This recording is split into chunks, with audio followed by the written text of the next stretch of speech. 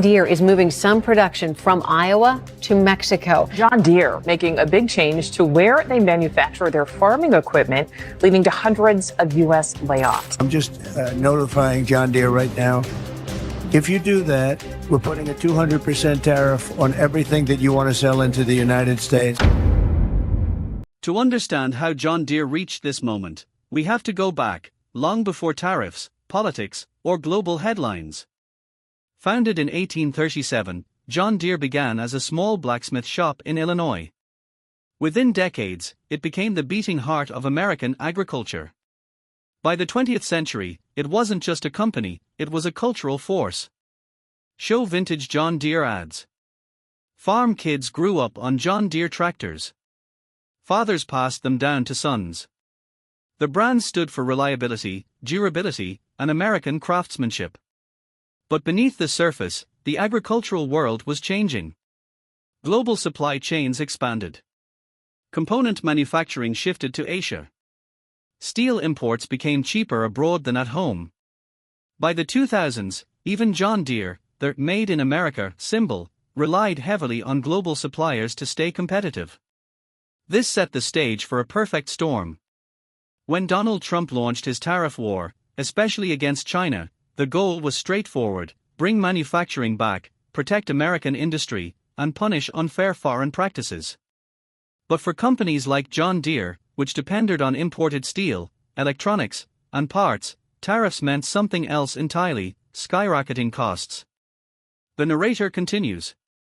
Suddenly, every bolt, engine component, steel frame, and computer chip became more expensive.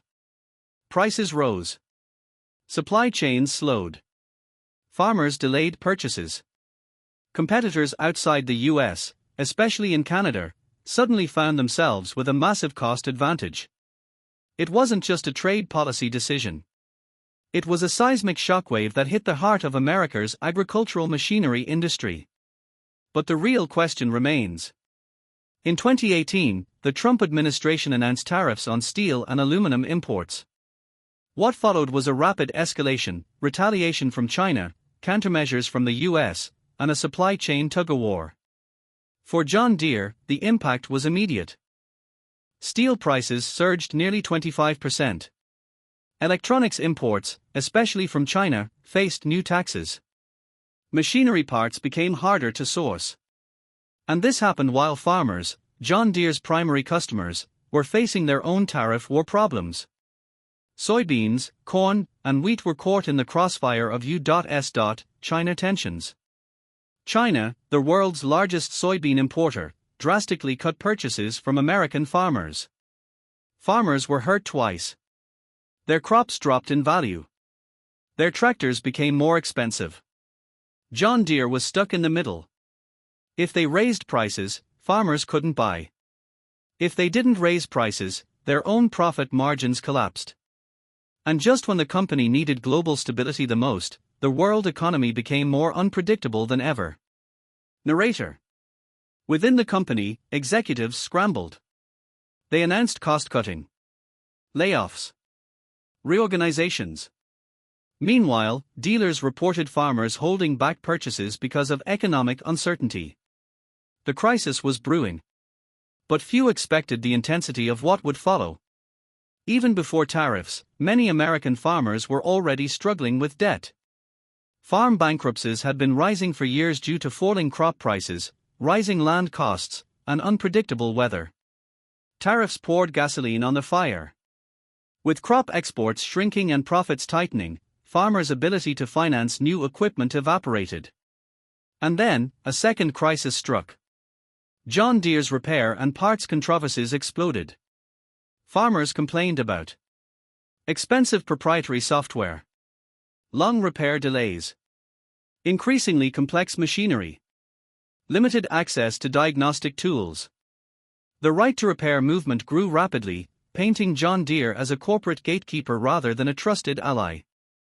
Narrator. For the first time in decades, John Deere's loyal customer base began to question the company's direction. Their frustrations were amplified by rising equipment prices caused by tariff-driven costs. In online forums, one phrase appeared repeatedly. John Deere forgot the farmer. Internally, John Deere struggled to maintain production efficiency as tariffs altered supply chains and raised material costs. Externally, farmers struggled to justify purchases they once made routinely.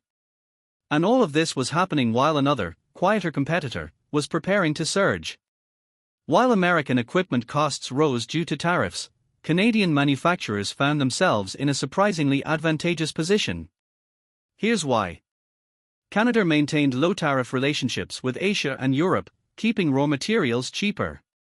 Canadian factories faced fewer political disruptions. The Canadian dollar remained weaker than the US dollar, making exports cheaper to global buyers. When American farmers struggled with import tariffs, Canadian farmers benefited from diversified trade deals like CETA and CPTPP. Companies such as Versatile, Buller, MacDon, Bogo, Kubota's Canadian divisions, and even growing startups in robotics and automation, began filling gaps in the market. Canadian farmers gained access to cheaper equipment, allowing them to upgrade fleets when Americans couldn't. And some American farmers, especially those living near the border, started quietly crossing into Canada to purchase machinery or parts, avoiding inflated domestic prices. Narrator: Canada didn't need to attack John Deere. The tariff war simply pushed American manufacturers into a corner while giving Canadian competitors an unintentional boost. Meanwhile, international buyers looking for reliability turned their attention north. Canada's machinery exports grew. American machinery exports slowed. And John Deere, once the uncontested powerhouse, found itself fighting a two-front battle, rising costs at home and rising competitors abroad. Did John Deere truly collapse? Not literally. But in the world of economics, collapse doesn't always mean destruction, it means a loss of dominance, stability, or direction. And that's exactly what happened. During the tariff period, John Deere experienced declining equipment sales, rising manufacturing costs, layoffs in multiple U.S. plants, delays in supply chains, negative farmer sentiment, escalating repair controversies, competition gaining ground. The company remained operational, but the foundation was shaken. Narrator: Think of it like a skyscraper. The building is still standing, but the ground beneath it has shifted, cracked, and become unstable. Financial reports showed profit drops, plant shutdowns, production slowdowns. The biggest blow wasn't financial, it was reputational. Farmers who once stood by the brand began exploring alternatives. For the first time in decades, John Deere looked vulnerable. And Canada? It didn't beat John Deere.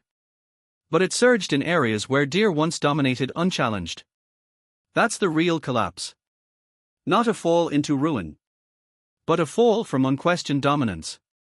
After the tariff war cooled, another crisis hit, the global pandemic. It intensified supply chain problems that tariffs had already exposed. John Deere faced component shortages, delayed orders, rising steel costs, semiconductor scarcity. Farmers waited months for deliveries. Dealers faced backlogs. Prices climbed even higher. Meanwhile, Canada's diversified supply chains helped it recover more smoothly. Narrator: By 2021 to 2022, the agricultural machinery landscape of North America looked very different from 5 years earlier. Canadian manufacturers were expanding. Global buyers were diversifying. Farmers were more willing to try non-Deere brands. And John Deere, still powerful, began investing heavily in autonomous tractors, electric equipment, robotics, streaming-based diagnostics, new factory automation. They were no longer fighting for dominance. They were